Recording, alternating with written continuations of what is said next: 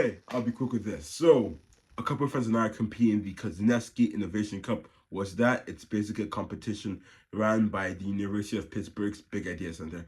Who are they? They're a group of people whose whole spiel is basically building big ideas, startups, and just investing in them, giving them the training they need.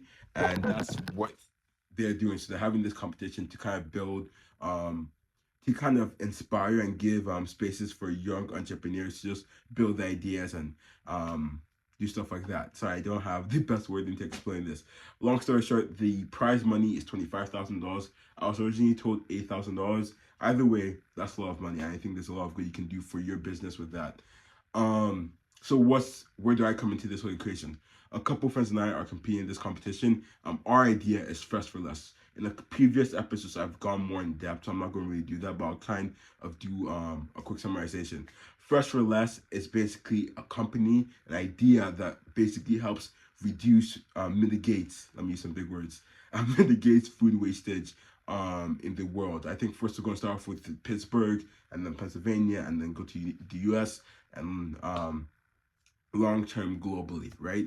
And the idea of reducing food waste is our way of doing that is basically by connecting restaurants and restaurants with people, right? And the restaurants whose food that they have no other option to but to throw away, we connect them with people who wouldn't be able to buy those foods at a certain price, at their regular price. So now what you have now is both parties winning because the restaurant's going to throw that meal away anyways. But if you can make a quick buck, maybe it's better to make that quick buck and allow people who wouldn't be able to purchase that food at the regular price to get that food. So you basically have two parties winning.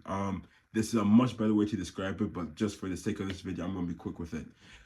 So what I wanted to do this weekend was obviously do some research into the market and see where we're at. And I did that.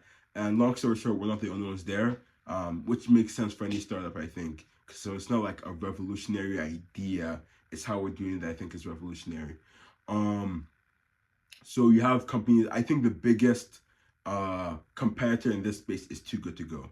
Their whole thing is basically kind of, it's similar to ours. They're really doing what the initial idea I said it was. So I researched them, got a whole spiel of what they're about, and like I said, it's kind of like ours. But also, this is where I think we can take advantage of this. Since they're already established, we can see where they're having flaws, where they're having problems, and then we can work off those problems. So what I've noticed is that they're having some issues in the communication between these restaurants and these I guess consumers in a sense. So what I think one thing we can do to make ourselves stand out in this space is basically have improve that communication. I'm gonna pause there and just talk about some other stuff. So Too Good To Go was not the only one in that space. You had some other stuff like Olayo, and you had some other companies. But the other companies I noticed were more about fresh produce, so like vegetables, fruits, stuff like that, rather than prepared meals already, right? So I'm still worried about that. I think that's certainly a place we can expand to, but when I think our headspace as a startup is in the meals section of it. Okay, back to what I was saying. So essentially, you already have stuff like Too Good To Go.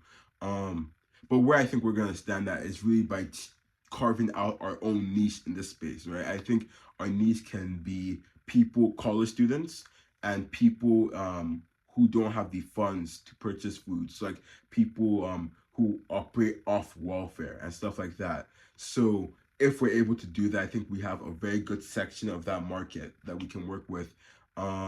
So we can obviously work with some local governments, work with some colleges. I think that's really where we would shine. Another thing I think we can do is basically, since we have college students, the social media thing might be easier to do, but I think I'm getting ahead of myself.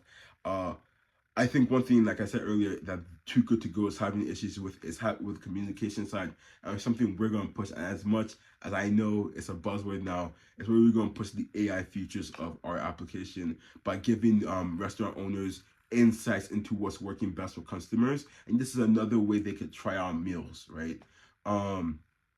Because really, one thing, even though I said it works for both parties, you also have to understand that there's operation cost that comes with running this side of the business by giving food away to people, because that's time. And then if the thing about Too Good to Go, from as far as I understand it, is basically you schedule ahead of time and stuff like that, and that can lead to people just canceling last minute, and that time is wasted. So if you're wasting that time, you basically just paid workers for nothing. The workers' time is also wasted, so it's a whole mess. So if we can try and find a way to streamline that process and make it easier for both the consumer and the producer, I do think, or supplier, I guess, in this sorry, my head is all over the place. In this market, I think we could really shine there. So that's really how I really plan for us to stand out. I think with the marketing side, we can also do a lot of amazing things. Obviously, connect with student organizations. To say, because student organizations' biggest problem. So I'm just checking the time. Student organizations' biggest problem is really that getting food. Not biggest problem, but like a large problem they have is getting food for the events, right? So if we can help them, if we can supply them with food for the events while also promoting our startup idea to these broke college students, that I think we really have something that's going on here. We can spread by word of mouth, but that's not going to be sufficient. So we can obviously do stuff on campus. I know DoorDash does events on campus where they give some free food just to show, hey guys, sign up for DoorDash. So we can obviously do stuff like that. I think that's one of the biggest concerns of a college student, because they're largely, they have insufficient funds, right? And I think if we can help them in some way with that, then we'll be really we'll be at the forefront of their mind. So I'm really happy with where we are in that market. But yeah, that's really where I am. Just to give a bit of my methodology, 'cause I don't think I've done enough research here. I think there's still parts of my knowledge that are lacking.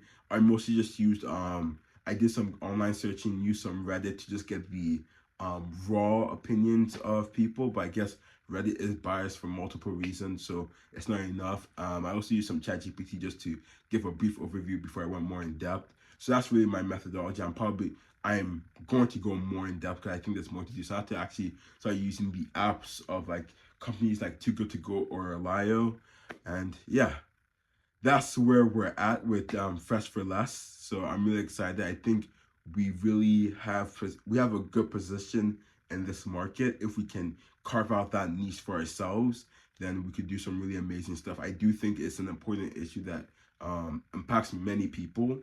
It's an important issue that companies would like to profit off of while also dealing with.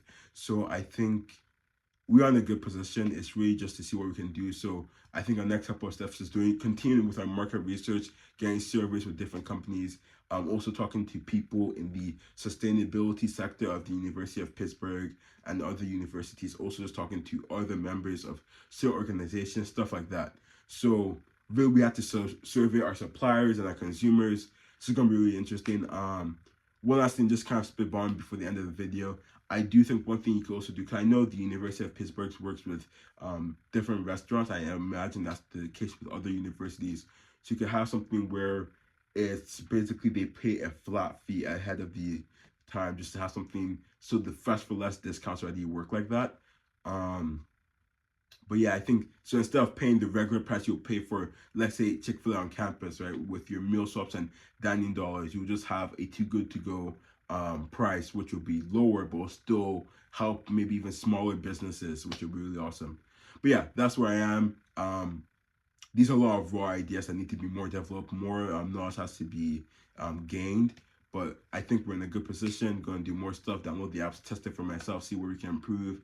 And yeah, besides that though, I have nothing else to say, so have a great day.